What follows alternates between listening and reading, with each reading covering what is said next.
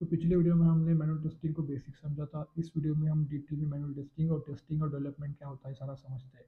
तो इस वीडियो में हम मेन पॉइंट क्या होते हैं टेस्टिंग के, टेस्टिंग का मॉडल क्या होता है, डेवलपमेंट लाइफ साइकिल क्या होती है, कौन कौन से टेस्टिंग के टाइप होते हैं, और एक टेस्टिंग का फ्लो कैसे होता है, ये सारा आप इस वीडियो में समझेंगे। चलो समझते हैं स्टार्टिंग से।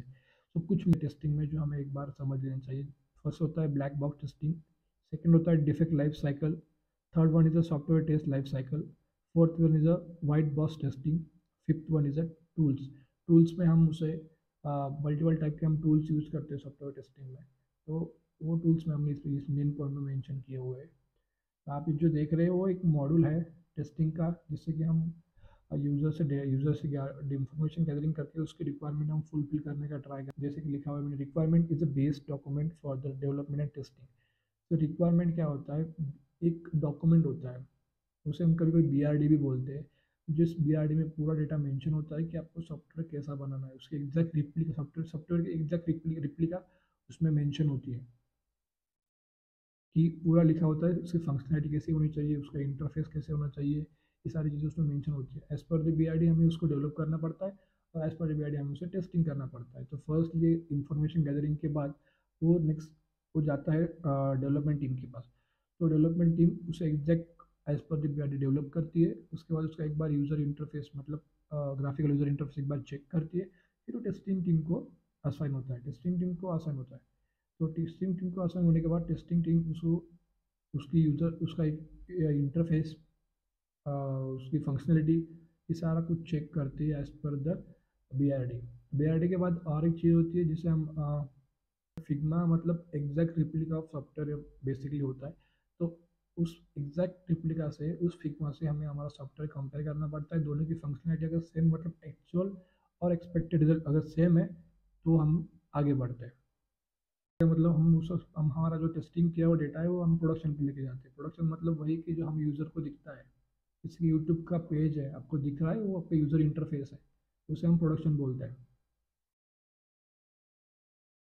होता है कौन कौन से टाइप के इन्वायरमेंट रहते हैं, उसे कौन डिज़ाइन करता है और उसका पर्पस क्या है। सो it is a combination of hardware and software and network. So basically environment multiple type के लिए हम यूज़ करते हैं, जैसे कि डेवलपमेंट का इन्वायरमेंट अलग होता है, टेस्टिंग का इन्वायरमेंट अलग होता है। So if we are using the environment for the building that software, then it's called the development. The environment for the building the software, then is called the development environment. ये जो development का मतलब flow, जैसे कि हमारे H D F C life cycle है, उसे हम कभी कभी इन्वायरमेंट बोलते हैं। एक पूरा जो फ्लो होता है उसे इन्वायरमेंट बोलते हैं। डेवलपमेंट का अलग होता है, टेस्टिंग का अलग होता है। So if we are using the environment for testing the software, then it's called the test bed और टेस्ट इन्वायरमेंट। टेस्ट इन्वायरमेंट को कभी कभी हम टेस्ट बेड भी बोलते हैं, जिसमें हम पूरा एक फ्लो मेंशन करते हैं टेस्टिंग का। तो यूजुअली ये जो है ये इन्वायरमेंट आर्किटेक्ट डेवलप करता है। और our testing environment is similar to the production environment. मैंने आपको पहले ही बोला कि प्रोडक्शन पे हम जो डेटा लेके जाते हैं वही डेटा हम सेम टू सेम टेस्ट करते हैं। जो टेस्ट किया हुआ डेटा है same to same exact data production पे दिखता है।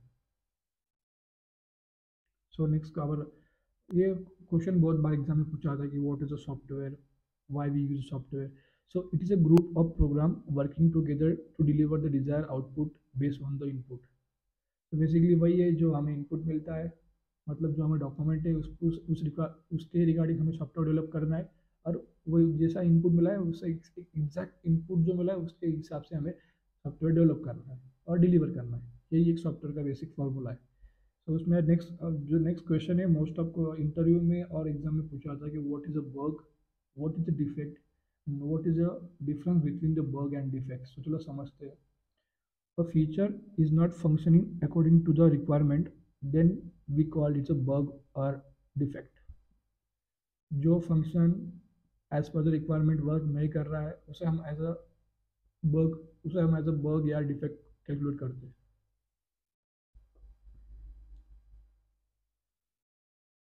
जो सपोज एक सेक्शन है वो as per the requirement work नहीं कर रहा है, तो उसे हम एज अ वर्क कंसिडर करके वो सेक्शन हम वापस डेवलपमेंट टीम को सेंड करते हैं और उनको बोलते हैं कि इसको एक बार फिर से एक बार चेक करो और डेवलप करो, ये प्रॉपरली वर्किंग कर रहा है कि नहीं।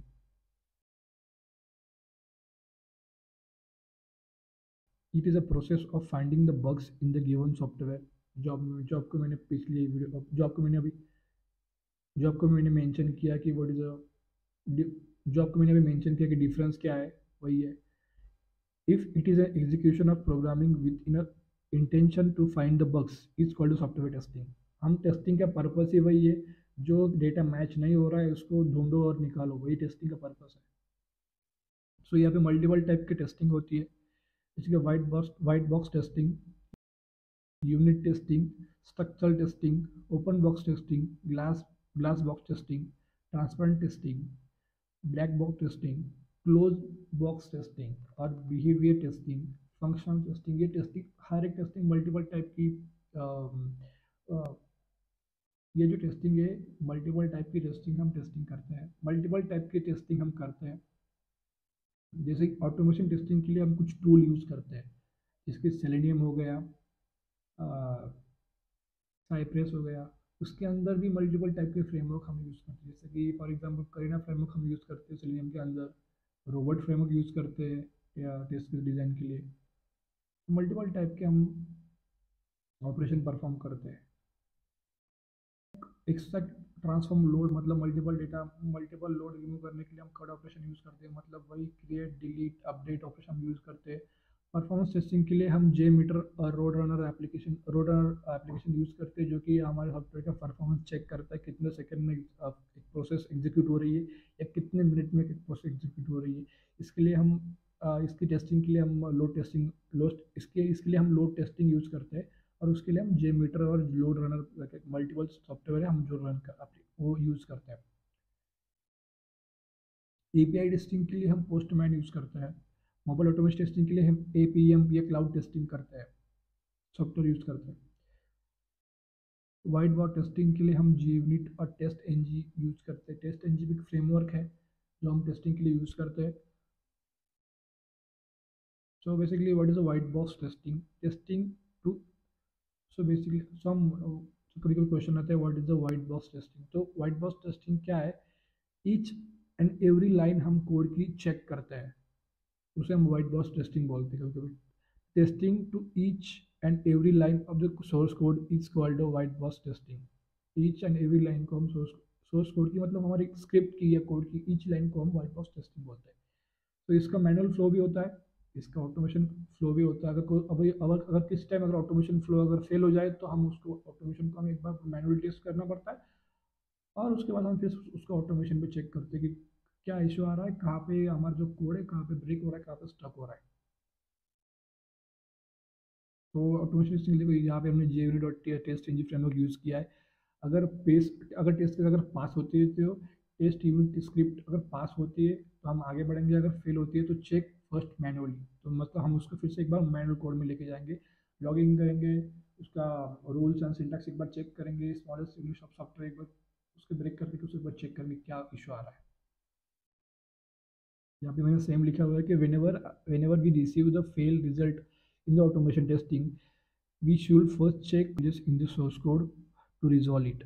If there is a no problem found in the source code, then there must be problem in the unit test script. So make changes in the unit test script and rerun it until the process where test result is passed.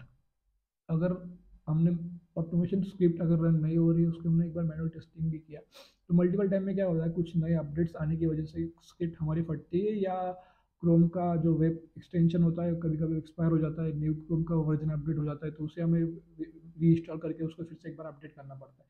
तो एक बार अगर आपका code अगर run नहीं हो रहा है, तो एक बार फिर से उसको एक बार रिस्टार्ट करो, या तो रिफ्रेश करो, आपके जो भी आप टूल यूज़ करो, इक्लिप्स और विजुअल स्टूडियो कोड जो भी आप यूज़ करो, उसको एक बार रिफ्रेश करो, तो आपका मोस्ट प्रॉब्लम आपका कोड रन होता है। तो ब्लैक बॉक्स टेस्टिंग, जिसे हम कभी कभी BBT भी बोलते हैं, verification of in application against requirement specification. इसमें भी सेम टू सेम होता है, अगर ऑटोमेशन स्क्रिप्ट नहीं चलती है तो हम उसको मैनुअली रन करते हैं। सपोज अगर एक फ्लो है, सपोज अगर GUI का लॉगिन फ्लो है, एक यूज़र नेम डालो, पासवर्ड डालो और लॉगिन पे क्लिक करो, उसके बाद वो हमें होम पेज पे रिडायरेक्ट करना चाहिए। अगर ऐसा होम पेज पे अगर रिडायरेक्ट कर रहा है, तो मतलब हमारा सॉफ्टवेयर, अगर हमारी स्क्रिप्ट सही चल रही है, अगर नहीं चल रहा, अगर वो नहीं चल रहा है, लॉगिन पे क्लिक करने के बाद भी अगर नहीं चल रहा है तो उसे हम बग कंसिडर करते हैं। Receive a failed result in the automation testing, we should first check the source code manual to find the problem. If there is a bug found, then report to the developer team. तो ये है पूरा एक flow manual testing का और automation testing का। तो अगर आपको वीडियो पसंद है तो लाइक करो।